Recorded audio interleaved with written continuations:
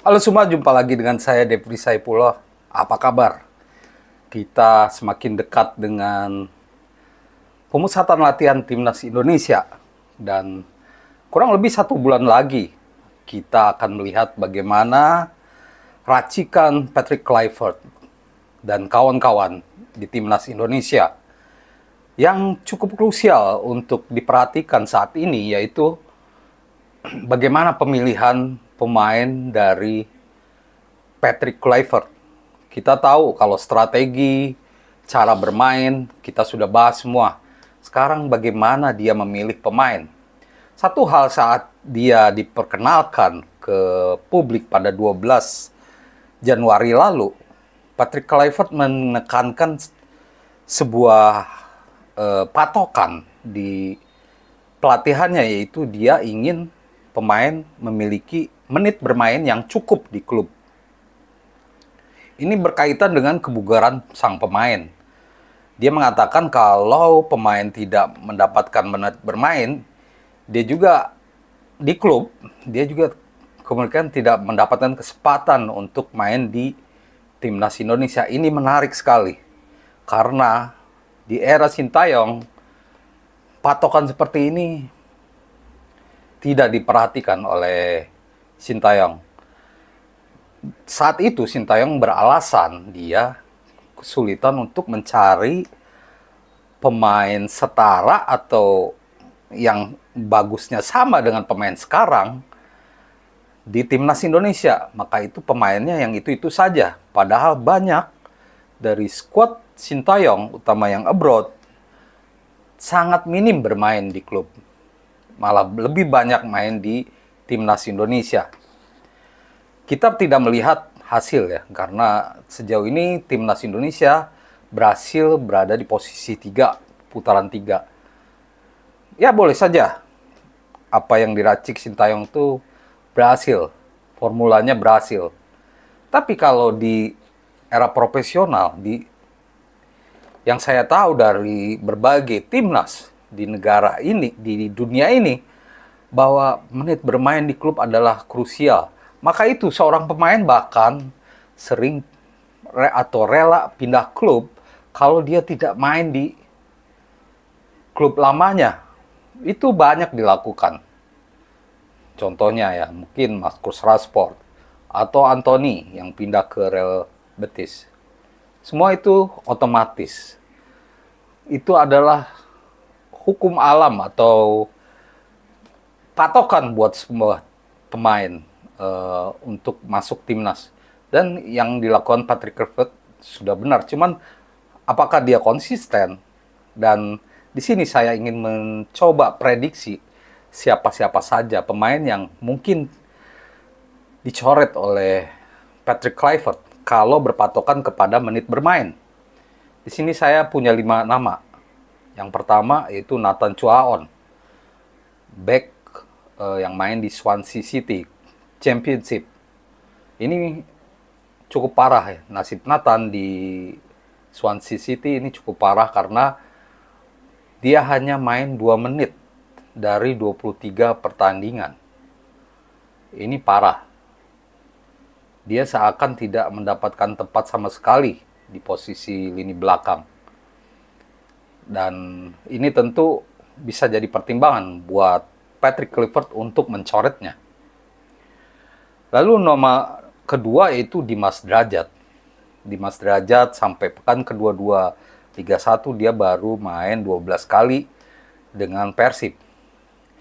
Tapi ini lebih ke karena terhadang cedera juga. Tapi selain cedera, dia juga memang lebih banyak jadi pelapis. Karena di skuad inti Persib itu ada trio asing ya. Ada Tyrone Del Pino, Ciro Alves, dan David da Silva.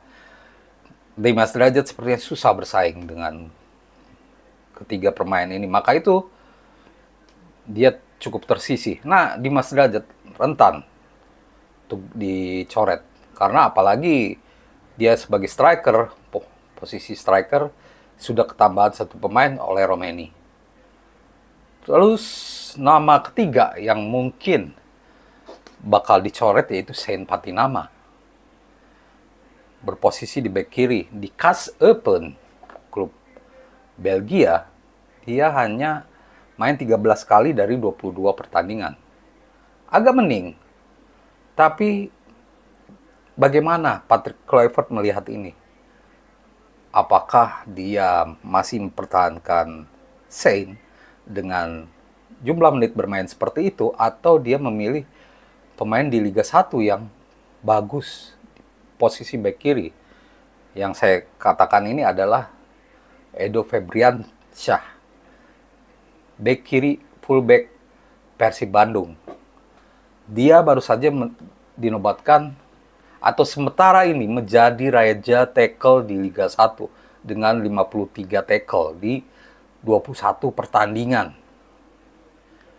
Ini bisa menjadi ancaman serius buat Sein Patinama.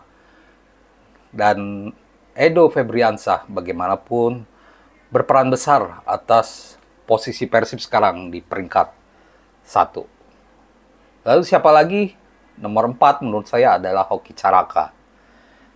Di PSS Sleman dia mendapatkan menit bermain yang lumayan, mencetak main 16 kali dan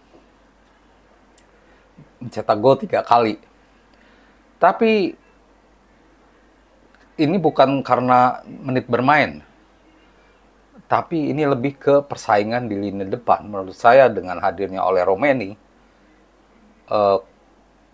Patrick Kluivert pasti akan melakukan perhitungan-perhitungan.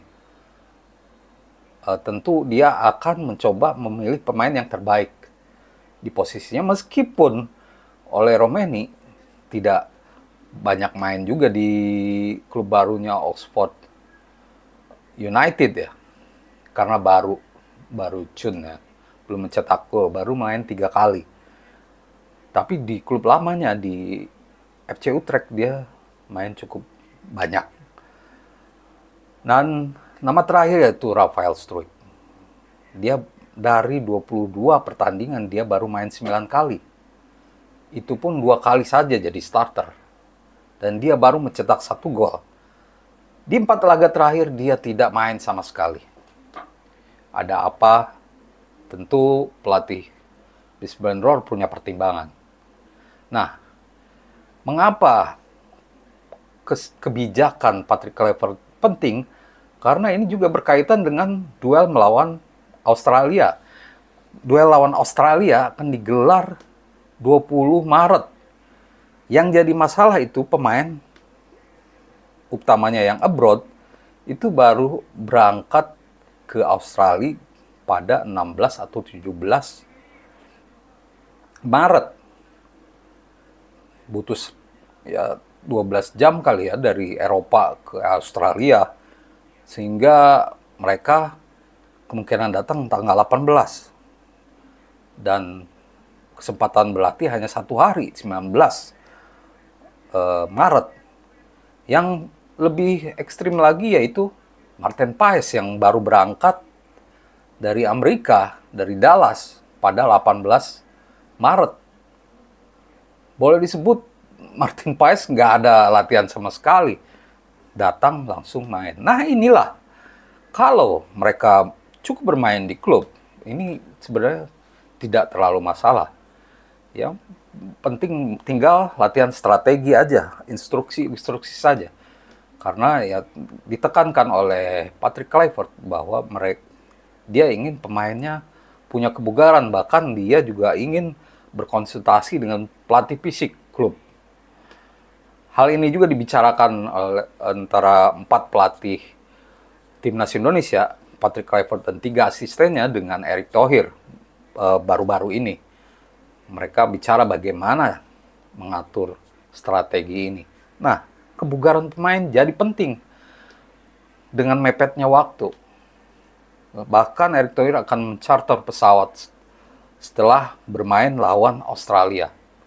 Ini untuk membuat pemain lebih siap saat melakukan laga melawan Bahrain di GBK. Semuanya tentu demi hasil yang maksimal.